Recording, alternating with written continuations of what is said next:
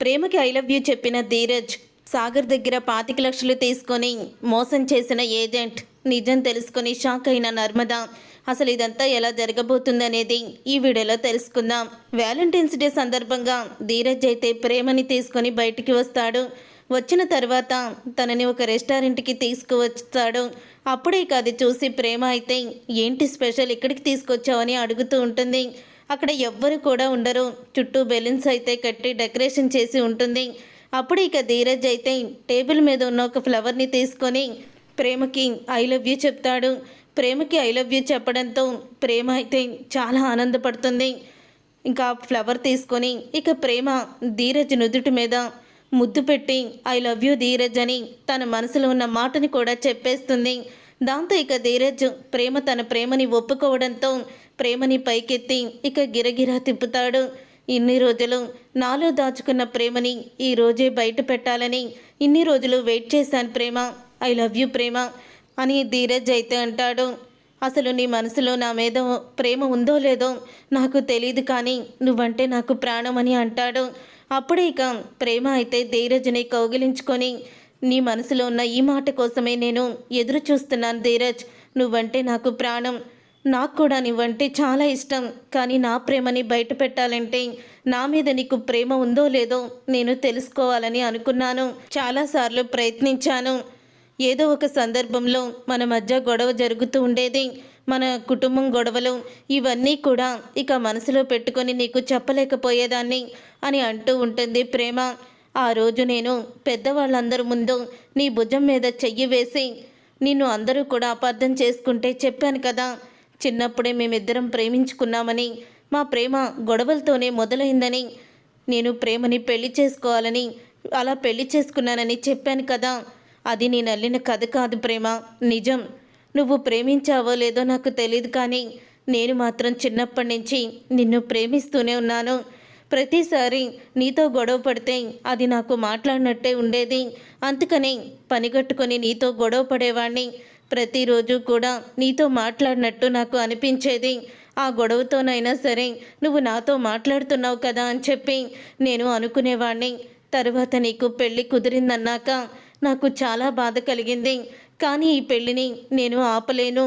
అందుకని నీ జీవితం బాగుండాలి కదా అని కుటుంబంలో అందరికి కూడా మన కుటుంబాల మధ్య ఉన్న వైరంతో ఎవరికి మన పెళ్ళి ఇష్టం ఉండదు కదా అని నేనే డ్రాప్ అయిపోయాను.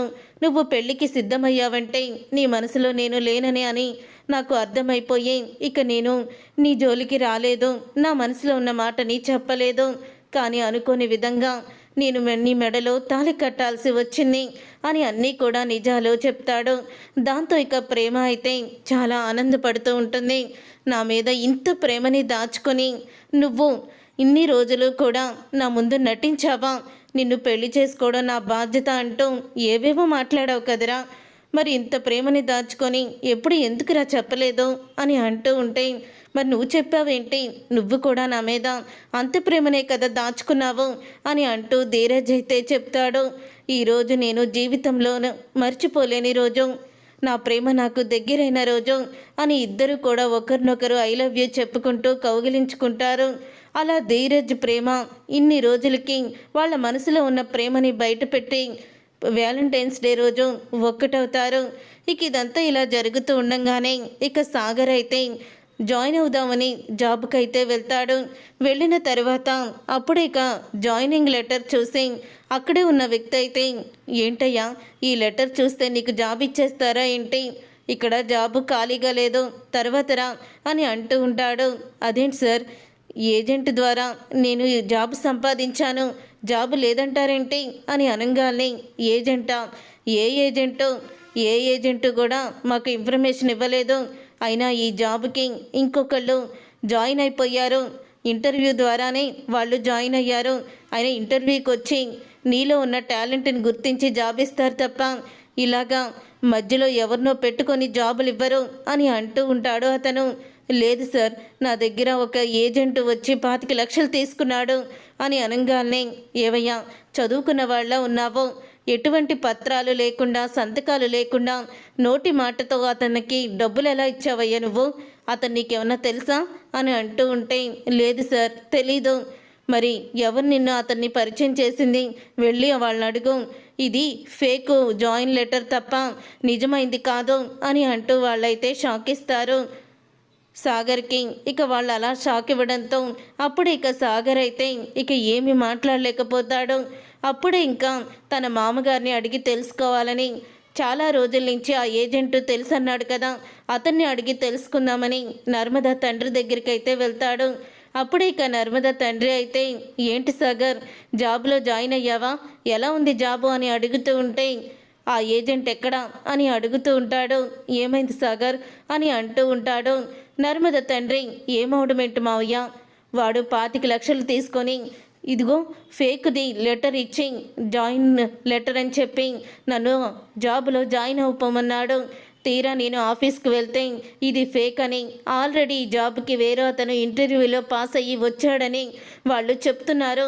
మీకు ఆ ఏజెంట్ ఎప్పటి నుంచో తెలుసు అన్నారు కదా, ఆ ఏజెంట్ ఎక్కడున్నాడో పదండి వెళ్దాం అని అంటూ ఉంటే, పద వెళ్దామని ఇక ఇద్దరూ కూడా ఆ ఏజెంట్ని వెతుక్కుంటూ అయితే వెళ్తారు. అలా ఏజెంట్ని వెతుక్కుంటూ వెళ్తూ ఉంటే ఎక్కడా కూడా ఏజెంట్ అయితే కనిపించాడు. అప్పుడే ఇంకా నర్మద తండ్రికి తెలిసిన అతని ఫ్రెండ్ అయితే దగ్గరికి వచ్చి, ఏంటి ఎవరి కోసం మీరు ఏదో వెతుకుతున్నారు టెన్షన్గా అని అడుగుతూ ఉంటే, అదే మన ఏజెంట్ ఉన్నాడు కదా, జాబ్ ఇప్పిస్తాడు డబ్బులు తీసుకొని, వాడి కోసం వెతుకుతున్నాము, నెంబర్ ఏమో స్విచ్ ఆఫ్ వస్తుంది, వాడు నీకేమన్నా కనిపించాడా అని అడుగుతూ ఉంటే, ఏంటి వాడా, ఇంకెక్కడున్నాడు వాడు, ఎప్పుడో దివాలా తీసి వెళ్ళిపోయాడు, మన ఎవరి దగ్గర 50 లక్షలు తీసుకున్నాడంట, వాళ్ళకి జాబ్ ఇవ్వకుండా వాడు పరారీలో ఉన్నాడు, ఇప్పుడు వాడు ఎక్కడున్నాడో కూడా కనిపించడం లేదు, ఆ 50 లక్షలు ఇచ్చిన వాళ్ళు కూడా వాడి కోసమే వెతుకుతున్నారు, మీరు ఎంత ఇచ్చారేంటి అని అంటూ ఉంటే, 25 లక్షలు అని అంటూ ఉంటాడు సాగర్. ఏంటి అసలు నువ్వు చదువుకున్నవాడివి కదా, నువ్వెలా ఇచ్చావు అని నర్మద తండ్రిని వాళ్ళ ఫ్రెండ్ అయితే ప్రశ్నిస్తాడు. ఇక అలా ప్రశ్నించడంతో ఒకేసారి ఏమీ మాట్లాడలేకపోతాడు. 25 లక్షలు ఒక్కడికే ఎటువంటి ఆధారం లేకుండా ఎలా ఇచ్చారో అర్థం కావడం లేదే అని అంటూ ఉంటే, అప్పుడే ఇక ఆ మాట విని ఇక సాగర్ అయితే షాక్ అయిపోతూ ఉంటాడు. సాగర్ అయితే ఇక కుప్ప కూలిపోతాడు.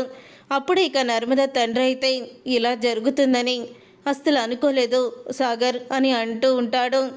నేను అనుకోలేదు మావయ్య, ఇప్పుడు ఏం చెయ్యాలో కూడా నాకు అర్థం కావడం లేదు, ఏం చెయ్యాలో కూడా తెలియడం లేదు, అవి వనజ గారు మా నాన్నకి పెళ్లి ఖర్చులకి ఇచ్చిన డబ్బులు, ఇప్పుడు ఆ డబ్బులు మా నాన్న తిరిగి ఇచ్చేయాలని అంటున్నాడు, ఆ 20 లక్షలు మిల్లులో 5 లక్షలు తీసుకువచ్చాను, ఇప్పుడు ఆ డబ్బు నేను ఎక్కడి నుంచి తీసుకురావాలో నాకు తెలియడం లేదు అని బాధపడుతూ ఉంటాడు.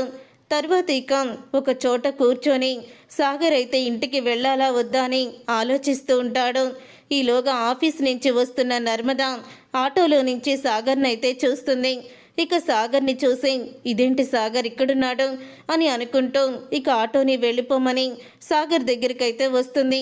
సాగర్ దగ్గరికి వచ్చి ఇలా అడుగుతూ ఉంటుంది, ఏంటి సాగర్ ఇక్కడ కూర్చున్నావేంటి, ఏం జరిగింది అని అడుగుతూ ఉంటుంది.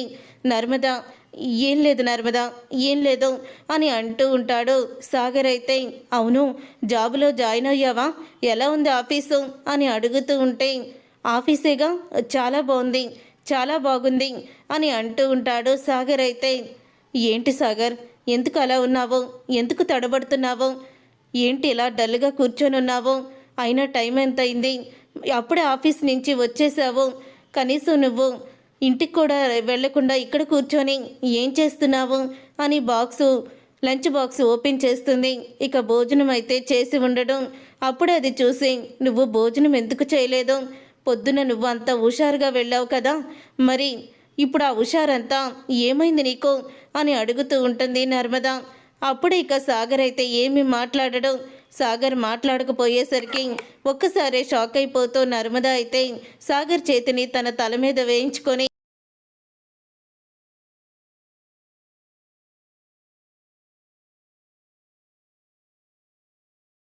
ఇలా అడుగుతూ ఉంటుంది, చెప్పు, నిజం చెప్పు, అసలు నీకు జాబ్ వచ్చిందా రాలేదా అని అడుగుతూ ఉంటుంది నర్మద. అప్పుడే, జాబ్ వచ్చింది నర్మద, కానీ నేను ఎగ్జామ్స్ రాసాం, టాపర్గా నిలిచో రాలేదు, లంచం ఇస్తే వచ్చింది అని అంటూ ఉంటాడు. ఒక్కసారే నర్మద షాక్ అయిపోతూ ఉంటుంది.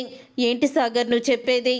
అవును, వనజ గారికి ఇవ్వాల్సిన 20 లక్షలు, అలాగే మిల్లులో 5 లక్షలు తీసుకొని 25 లక్షలు లంచం ఇచ్చి నేను జాబ్ తెప్పించుకుందామని అలా డబ్బులు ఇచ్చాను అని అంటూ ఉంటే ఇక నర్మద షాక్ అయిపోతూ, మరి లంచం ఇచ్చిన వాడివి జాబులోకి వెళ్లకుండా ఇక్కడేం చేస్తున్నావు? ఎందుకు అలా దిగులుగా కూర్చున్నావు అని అడుగుతూ ఉంటుంది నర్మద. నా దగ్గర 25 లక్షలు తీసుకొని ఏజెంట్ నన్ను మోసం చేశాడు నర్మద. 25 లక్షలు తీసుకొని ఫేక్ జాబ్ ఇప్పించాడు. నీకు నేను చూపించింది కూడా ఫేక్ జాయిన్ లెటరే అని అంటూ ఉంటాడు. అది విని ఒక్కసారి నర్మద షాక్ అయిపోతూ ఉంటుంది. అలాగే కుప్పకూలిపోతుంది. ఎంత పని చేసావు సాగర్, జాబ్ కోసం లంచం ఇచ్చావా అని అంటూ ఉంటే అసలు ఇది నీకు పుట్టిన బుద్ధేనా?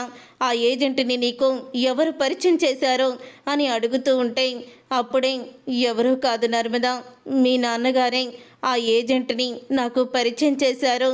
మీ నాన్న ముందే నేను అతనికి 25 లక్షలు ఇచ్చాను.